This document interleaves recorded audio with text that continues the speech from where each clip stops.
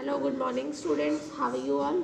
हम class 7th में chapter number 4 का वीडियो नंबर 49 कर रहे हैं। देखिए,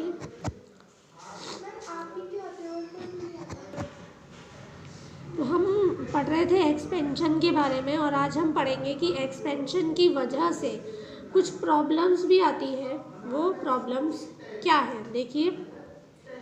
the railway tracks over which train run are made of iron. जो रेलवे ट्रैक्स, जो पटरियाँ बनाई जाती है जिन पर से ट्रेन दौड़ती है, वो लोहे की बनाई जाती है। ड्यूरिंग समर, जैसे गर्मियों के दिनों में, द आयरन एक्सपेंड्स। अब क्योंकि आयरन मेटल है तो वो फैलती है, एक्सपेंड होती है। टू अलाउ दिस एक्सपेंशन, इस फैलाव के होने से space has to be left between two sections of the railway tracks. देखो, अगर ये जो पटरियाँ हैं बिल्कुल जो है ना, इनके सेट्स बिल्कुल सटा कर लगाए जाए और फिर ये बाद में गर्मियों में पिघले तो पटरियों टूटने का डर रहता है क्योंकि इधर उधर निकल जाएंगी। इसलिए इन पटरियों के बीच में थोड़ा थोड़ा गैप हमेशा दे के रखते हैं कि गर्मियों में अगर ये पिघले तो ये गैप फुलफिल हो जाए। ठीक है। If this is not done, अगर ऐसा नहीं करेंगे तो expansion of the track can cause them to bend. Expansion जो है वो उस ट्रैक को बेंड कर देगा, मोड़ देगा, और जिससे सीरियस एक्सीडेंट्स हो सकते हैं। इन अ सिमिलर वे यानी कि एक और यही सेम तरीके से स्टील ब्रिज जो होते हैं, जो पुल बनाए जाते हैं स्टील के, one and is made of rest of on rollers with the enough space provided the expansion during summer. गर्मी के दिनों में वहाँ भी एक्सपेंशन होता है, इसलिए जगह छोड़ी जाती है।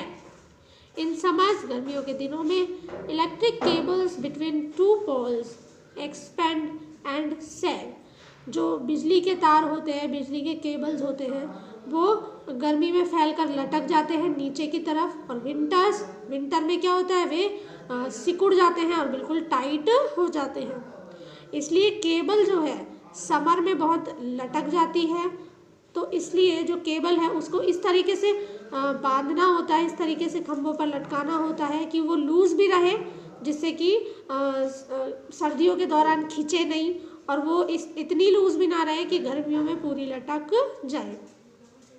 इन दोनों ही तरीक़ों से तार के टूटने का या खतरा जो है वो रहता है। ठीक है।